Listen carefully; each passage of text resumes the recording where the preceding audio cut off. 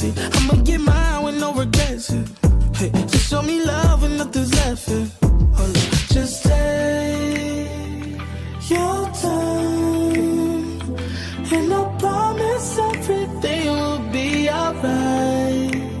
Hey, hey, how about the back? That's crazy. How much that whip you got cost 80. Brand new shoes for my little baby, and I can't lose them. How about the back? That's crazy. How much that whip you got cost 80. Brand new shoes for my little baby, and I can't lose them.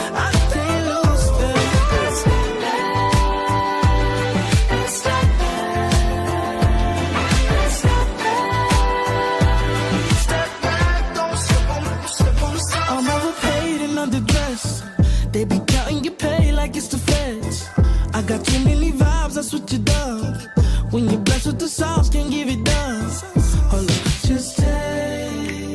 Hey guys, it's Khadijah with ThisIsRnB.com, and we're with Philly's own Pink Sweats. I'm so excited to be here with you in person at the start of your tour. She from Westwood. Yes, it's so insane. West Philly love in the house. Will Smith will be proud. Where is he? Where is he? So first, congratulations on your engagement. That was beautifully done. Yes. So why did you feel it was important to start in Philadelphia at the top of your tour? And what can fans expect on the show? I feel like it's important because one, I never did Philly before, which is interesting because I've been like an artist for a while now. But I think I always wanted to like go out, prove myself to the world, and then come back to my hometown. I feel like I wanted to feel that. And I want people to feel that too. I can see that. You know, Philly's a tough city. It is. It's like, yes. So sometimes you leave a city, you make a name, and then people be like, oh, they doing all right. Yeah. And I then think they I can love support you. them. Right. Then they love you. But in the beginning, they're like, I'm throwing stones, they're not sure. Yes, let's just jump right into your album. The new album is coming out at the top of the year. You know, what can the fans expect to hear on it, and who'd you collaborate with? First of all, she's the best, because how she know that? Ooh, ThisIsRnB.com, we got the exclusive. Yeah, they got the exclusive. This project is like, it's funny because I was talking to my girl about like sometimes I sit with her and like strategize and like we'll come up with like phrases and things. I feel like what I wanted people to get is God, sex, and love, like all in the same project. Where it's like I grew up in church. That's like my first introduction to music. My pastor, I was a good student of the Lord and a great drummer. You know what I'm saying? I might come back and drum with him anytime. Nice. I love this guy. Higher Ground Church. Higher Ground Church. He's a great guy too.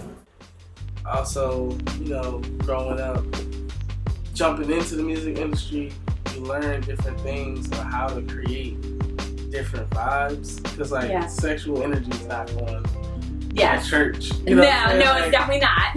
So you kind of learn how to like me. I'm like with the music, it's like it's a science. So it's like, how can I create this energy through this particular chord or this particular strum or this pocket of a drum? You know what I mean?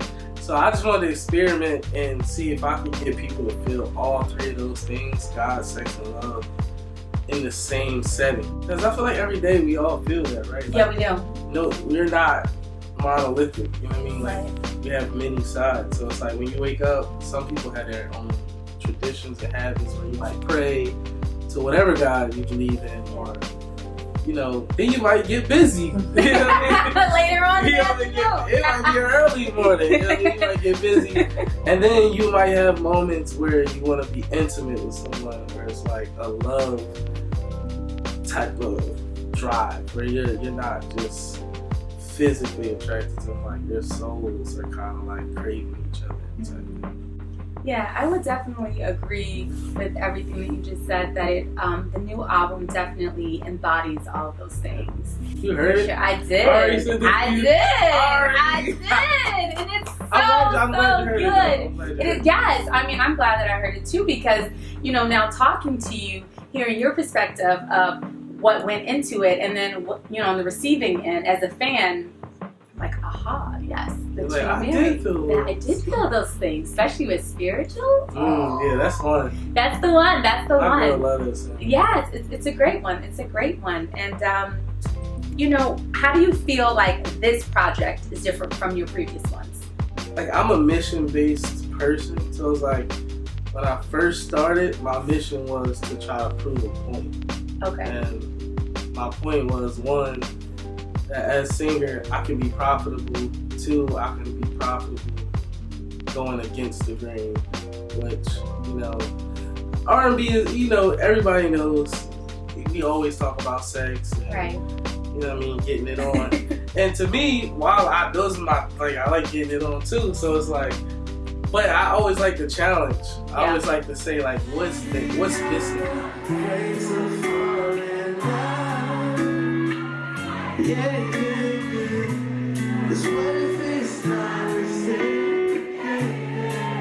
Excited. I'm a big fan. I'm a big fan of his writing, his songs. Like, he's the GOAT.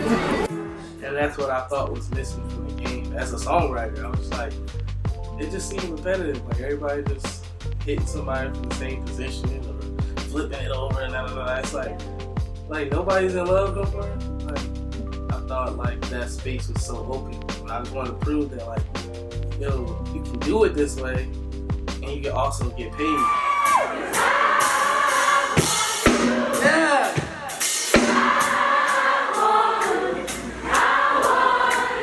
Okay, we can start now. We talk about details. A lot of people in this industry, singers don't talk about money hardly ever. Yeah, they don't. There's always rappers like, I'm getting this. Right.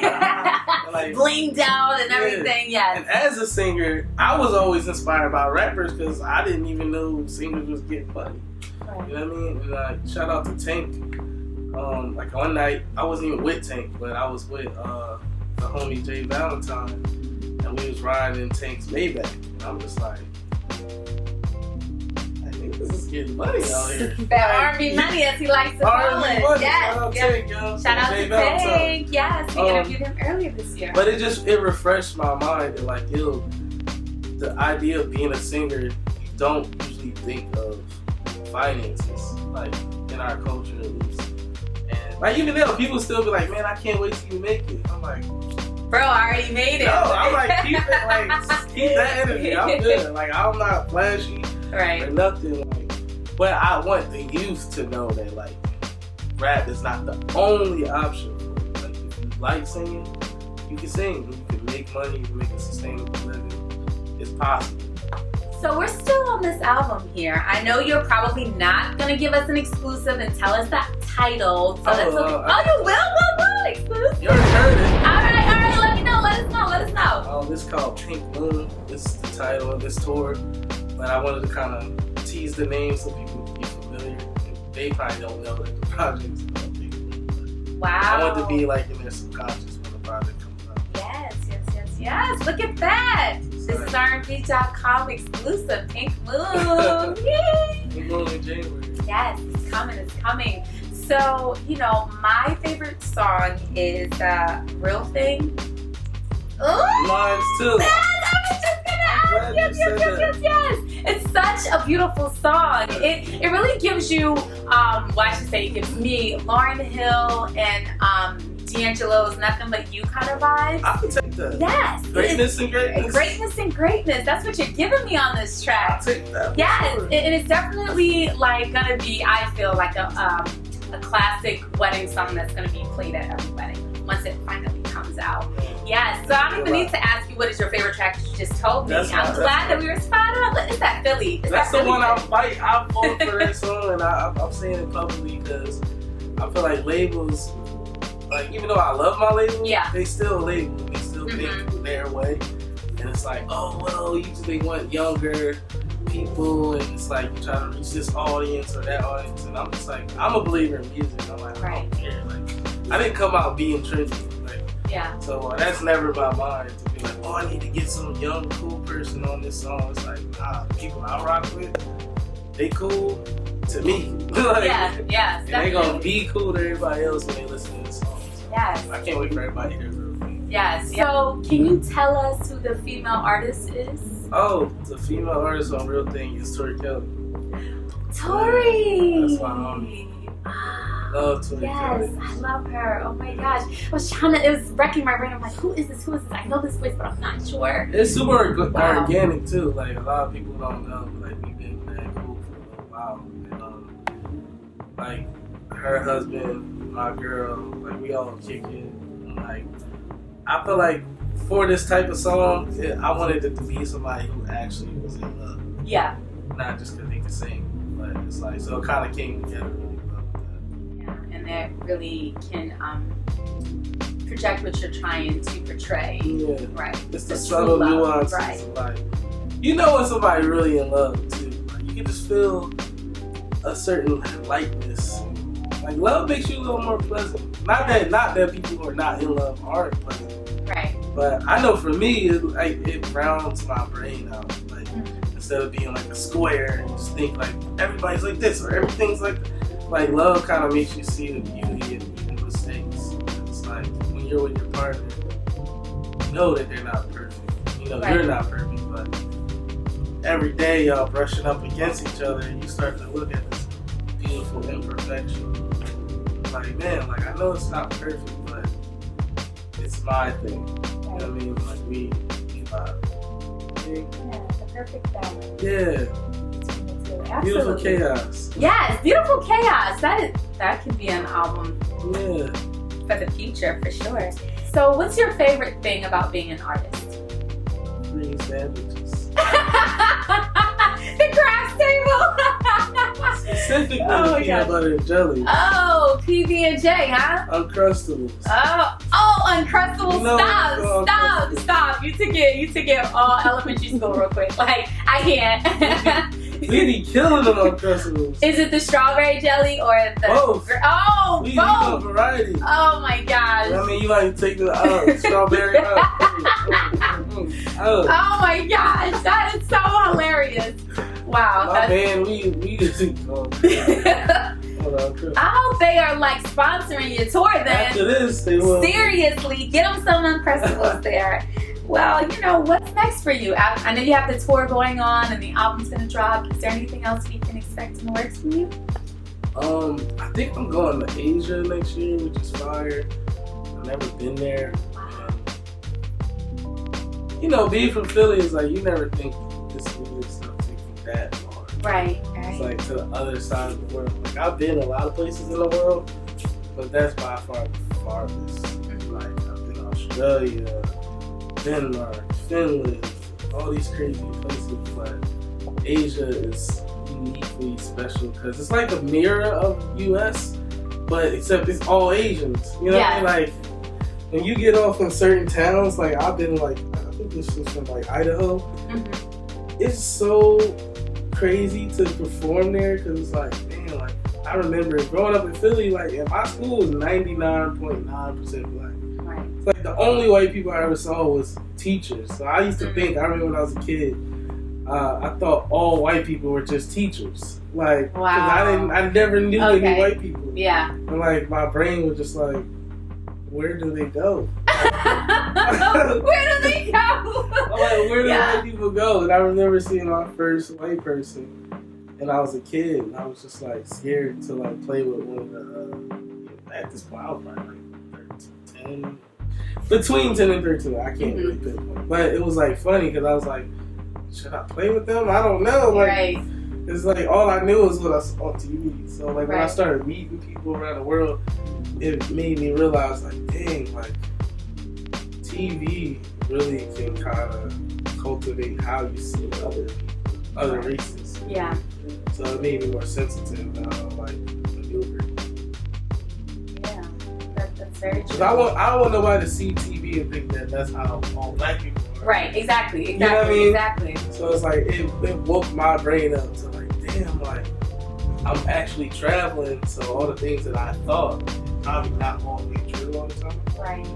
And the stereotypes. Yeah, and now like, I make jokes with my friends, so I have my friends are white, got Asian friends, so like, we make inside jokes about the things that are ended up true with us. Right. Yes. Like, it's very funny. Yes. Yeah, and it's really interesting to hear your take on that on the flip side of things, you know, because normally you hear other cultures, whether they're Asian or Caucasian or Latino, and just hearing how they're like, oh, we grew up in all of our household and all of our neighbors were all Hispanic or all Asian, and we never came in contact until we were in high school or when I got to college, whatever the case may be. So it's really interesting to hear your take on it. And I mean, it's kind of the same human experience, you know? It's because you only just need know to talk TV. to someone, right? Like, it's so, well, now we don't, I mean, young kids probably not as limited. But Yeah.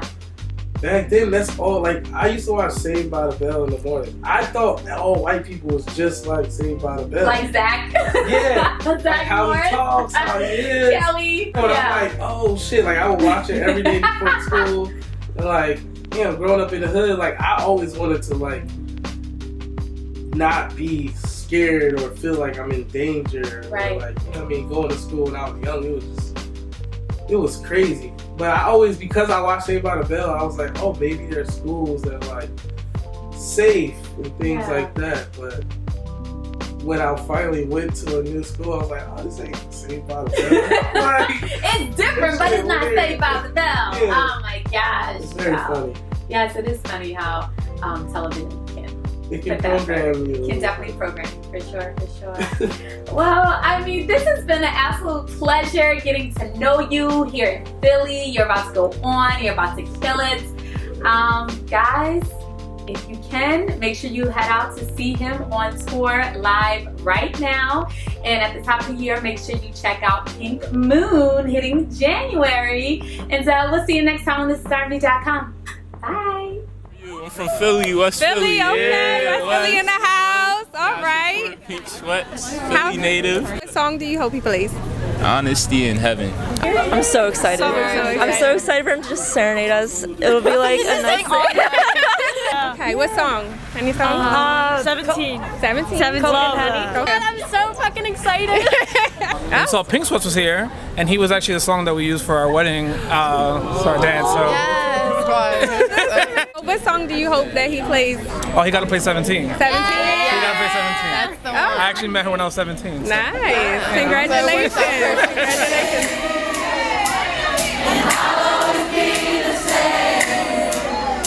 We'll be dancing the same groove when I get to the same eternity. And I'll never lie to you. Just don't you hold back on me. I wanna love you with strong when I get to the same.